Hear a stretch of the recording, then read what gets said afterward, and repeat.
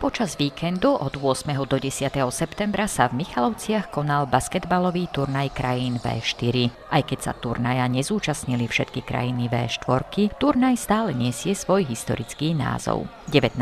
ročník priniesol výborné zápasy a najmä utuženie priateľstva medzi hráčmi, trénermi a funkcionármi. Každé družstvo kategórie starších žiakov U15 odohralo po 3 zápasy. Na turnaji sa predstavili družstvá Eger z Maďarska, Podkarpacie z Poľska, Užhorodu z Ukrajiny a domáci Michalovčania. Duel Užhorodu a Michaloviec v žltých dresoch, odkiaľ sú tieto zábery, skončil výrazným víťazstvom hostí 48-106. Pre domácich to bola výborná previerka pred sezónou a kvalifikačnými turnajmi. Prvý BK sa napokon umiestnil na 3. mieste pred poľským družstvom. Víťazom turnaja sa stal Užhorod v čiernych dresoch, ktorý zdolal Eger na našich záberoch, ale aj Podkarpacie. Najlepším hráčom bol vyhlásený Nieroda Kristián z Poľska a najlepším strelcom Vudmaška Artem z Ukrajiny.